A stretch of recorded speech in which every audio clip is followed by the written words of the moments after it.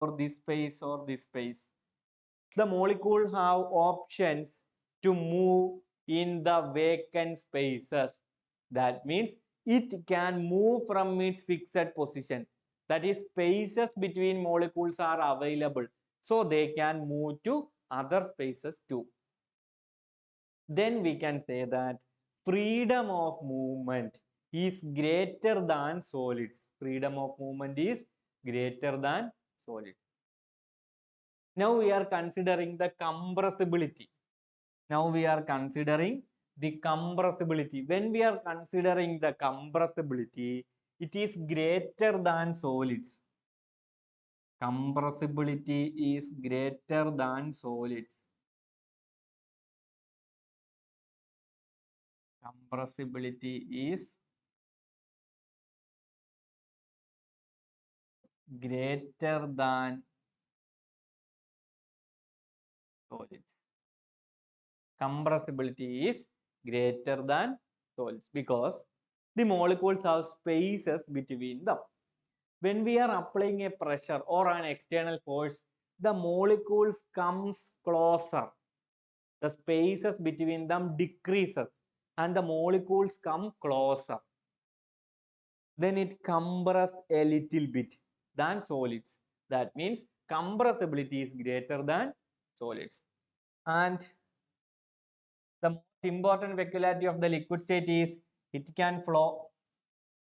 It can flow. That is, the property to flow is the fluidity. The property to flow is the fluidity. That's why they are called fluids. Liquids and gases are togetherly called fluids. Something which can flow is called a fluid. The liquid can flow. You all know. In case of water, it's a perfect example. When we are spreading a water into a floor, it will flow smoothly. That means it can flow. The property of the fluids to flow is the fluidity. That means liquid have fluidity. Liquids have fluidity. These are the properties of the liquid state. Liquid state, the properties are the molecules are not as densely packed like solid but are loosely packed. Therefore, they are having spaces between them. Intermolecular distance is greater than solids. Therefore, freedom of movement is also greater than solids. Then it does not have a definite shape. It takes the shape of the container in which it is kept. In which container we are taking the liquid, then the liquid takes the shape of that container. So they are having no definite shape but have a definite volume. And when considering compressibility, the compressibility of liquid is greater than solid. And it has the property of fluidity. That means it can flow. Therefore, it is considered as a fluid. Now, we completed the second state, that is the liquid state. One more state we have to discuss, that is the gaseous state.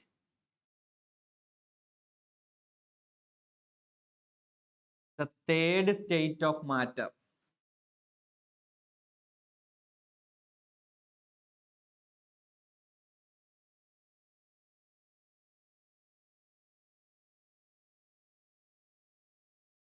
The third state of matter is the gaseous state. You all know that for a substance in gaseous state, it does not have a definite volume. Therefore, we can say that no definite volume. No definite volume for a substance in gaseous state. It can spread easily. That's why the smell of food cooking in kitchen will easily spread to other rooms too. Another example is that when an incense stick is burnt or lit near in our puja room, the smell of that incense stick will easily spread to all other rooms. Or otherwise, the room freshener we are using, the smell will spread easily. That means they are in the gaseous state. In gaseous state, the molecules are very loosely packed. Therefore, it can spread easily. This gaseous state have no definite shape. Also, we can say that no definite volume too. And when we are considering the molecular arrangement, like this, we are having more spaces between each molecule. That is, the intermolecular distance is very high.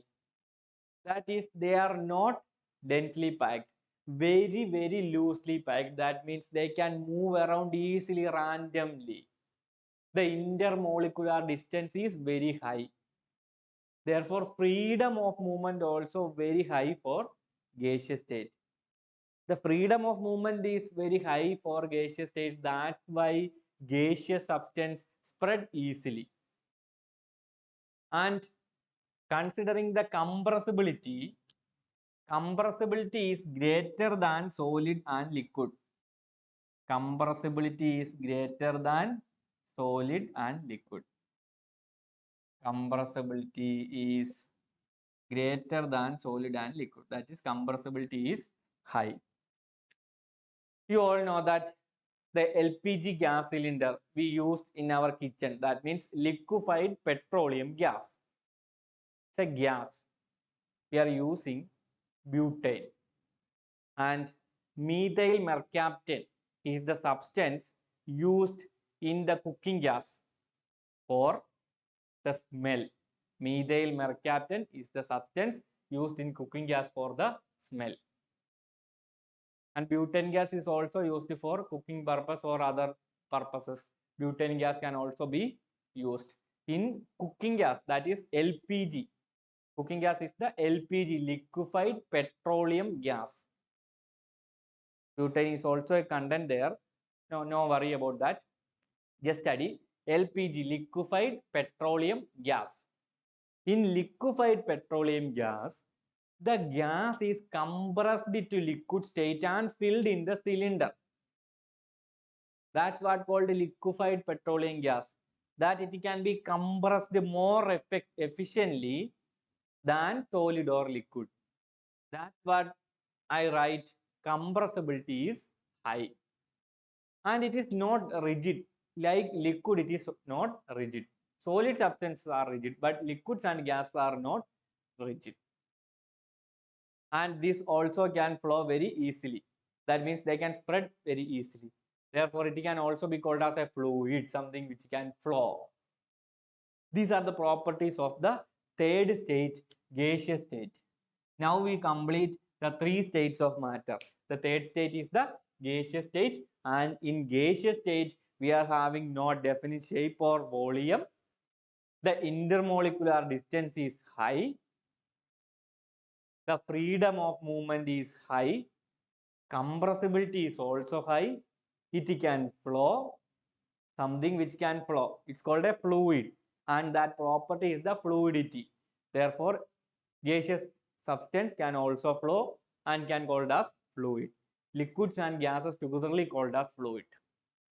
Okay, these are the three states of matter. Now we complete first three topics of the chapter, that is what a matter is and its physical nature, characteristics, and then three states of matter: solid, liquid, and gas. What are the properties of solid?